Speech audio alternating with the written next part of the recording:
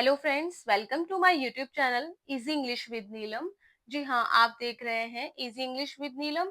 इस चैनल पर आपको स्टोरीज के थ्रू इंग्लिश सिखाई जाती है। जिनको इंग्लिश बोलने का तो बहुत शौक है, लेकिन उनको सेंटेंसेस नहीं पता होते कि हम कैसे बनाएं। स्टोरीज के थ्रू अगर आप ये सोच रहे हो कि स्टोरीज के थ्रू हम इंग्लिश कैसे बोले, इंग्लिश के जो सेंटेंसेस होते हैं वो स्टोरी में आते हैं। और स्टोरीज में जब आप पढ़ते हो, सेंटेंसेस देखते हो, उनको रीड करते हो, तो आप अपने वर्ड उन वहां पर रिप्लेस करके खुद वो सेंटेंस बना सकते हो। फॉर एग्जाम्पल, जैसे मैंने यहाँ पे स्टोरी लिखी है द लॉस्ट की, खोई हुई चाबी। तो चलिए मैं आपको यहाँ पर जैसे मैंने आपको बताया कि अपने वर्ड को कैसे रिप्लेस करके आप स्टोरी में सीखोगे और अपने सेंटेंस बना सकते हो। जैसे यहाँ पर है, Rohan was getting ready for school. Rohan जो है वो स्कूल के लिए तैयार हो रहा था।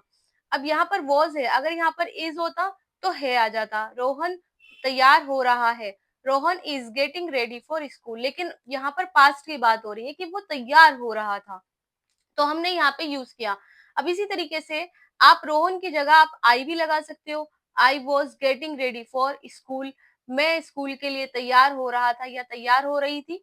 तो इस तरीके से आप अपना वर्ड रिप्लेस करके वो सेंटेंस बना सकते हो। रोहन की जगह आप आई लगा सकते हो, किसी का भी नाम लगा सकते रख सकते हो इस तरीके से। और वॉज की जगह इज लगा सकते हो कि Rohan is getting ready for school, Rohan जो है वो तैयार हो रहा है। अगर आप अभी की बात कर रहे हो कि वो तैयार हो रहा है या मैं कुछ काम कर रही हूँ या मम्मी खाना बना रही है, तो वहां पे आप इज लगाओगे, आई एस इज।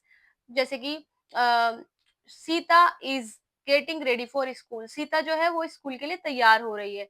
लेकिन हमने यहाँ पे वॉज लगाया तो Sita was getting ready for school, वो तैयार हो रही थी।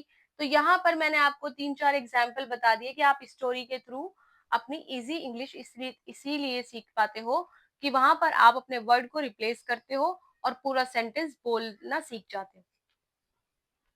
ही was trying to find his school bag, वो अपना स्कूल बैग ढूंढ रहा था। अब ट्राइंग मतलब होता है ढूंढ, कोशिश करना, लेकिन यहाँ पे मैंने हिंदी में इसको ट्रांसलेट नहीं किया, भूल गई मैं। तो यहाँ पर होगा ही वॉज ट्राइंग, वो कोशिश कर रहा था, टू के लिए, क्या, अपना बैग स्कूल ढूंढने के लिए कोशिश कर रहा था।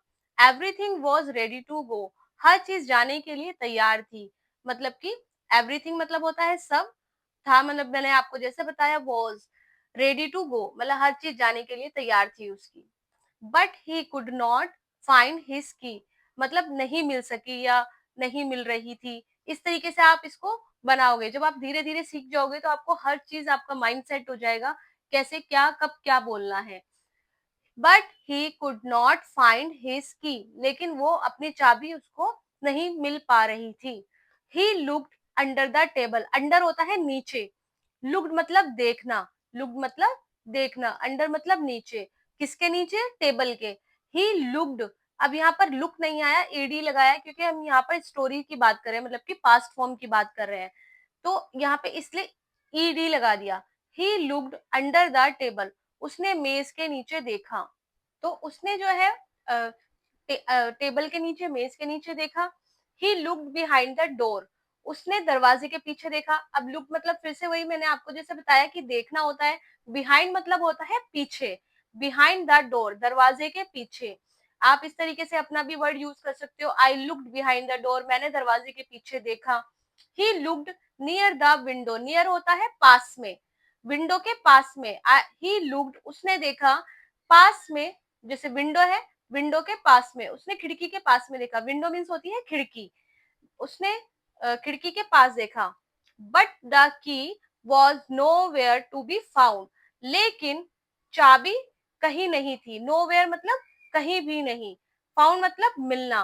But the key was nowhere to be found, कहीं पर भी चाबी नहीं मिली। Rohan started to worry, started मतलब होने लगा, क्या होने लगा? वरी, वरी मीन्स होता है चिंतित, फिक्र करने लगा। तो रोहन वो स्टार्टेड टू वरी, वो चिंतित होने लगा, मतलब जैसे हमें कोई चीज नहीं मिलती तो हम बहुत परेशान हो जाते हैं ना, तो उसी तरीके से Rohan started to worry, Rohan चिंतित होने लगा। हिज मदर कैम, उसकी मम्मी आई, कैम मतलब होता है आई, कम मतलब आना, और came means CAME, came, came मतलब होता है आई। हिज मदर, उसकी mummy, came into the room. Into मतलब अंदर, अंदर। इनटू मीन्स होता है अंदर, इन मीन्स भी होता है में, लेकिन अंदर इनटू का यूज करोगे तो आप जैसे कमरे में, तो इनटू द रूम, उसकी मम्मी कमरे में आई। शी आस्क्ड, आस्क मतलब होता है पूछना। शी आस्क्ड, उन्होंने पूछा। व्हाट हैपेंड, व्हाट मतलब क्या, हैपेंड मतलब हुआ, क्या हुआ। रोहन सैड, अब यहाँ पे से का सेकंड फॉर्म आया कहा।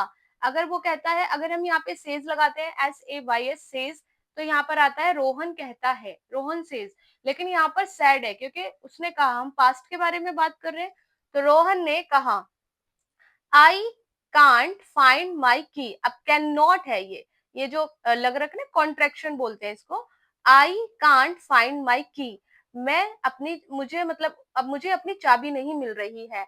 यहाँ पे लिखा है मुझे मेरी चाबी नहीं मिल रही है, तो आप ऐसे भी बोल सकते हो कि मैं अपनी चाबी नहीं ढूंढ पा रहा हूँ। आई कांट फाइंड माई की, मैं अपनी चाबी नहीं ढूंढ पा रहा हूँ, इस तरीके से, या मुझे चाबी नहीं मिल रही है। तो इसका आप यूज कर सकते हो, आई कांट फाइंड माई की, या I can't find my wallet, I can't my purse, I can't find my notebook. इस तरीके से आप यूज कर सकते हो। जैसे मैंने आपको बताया ना कि आप सेंटेंस में अपने वर्ड को रिप्लेस करके आसानी से बोल सकते हो। हिज मदर स्माइल, उसकी मम्मी, अगर यहाँ पे लड़की होती तो यहाँ पर हर आता, हर मदर। लेकिन यहाँ पे लड़का है, लड़के की मम्मी है, तो यहाँ पे हिज आया है। हिज मदर स्माइल, स्माइल मतलब मुस्कुराई।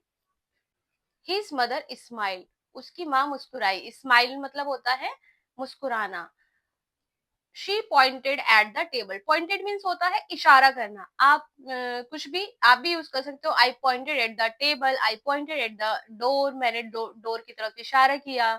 ठीक है, ही पॉइंटेड एट द टेबल, उसने, अगर लड़का है तो ही, और लड़की है तो शी। तो यहाँ पे शी है क्योंकि उसकी मम्मी ने इशारा किया था, तो इसलिए यहाँ पे शी यूज हुआ है। She pointed at the table, उन्होंने टेबल की तरफ इशारा किया। The key was inside a book, जो चाबी थी, इनसाइड मतलब होता है किसी चीज के अंदर, बुक के अंदर।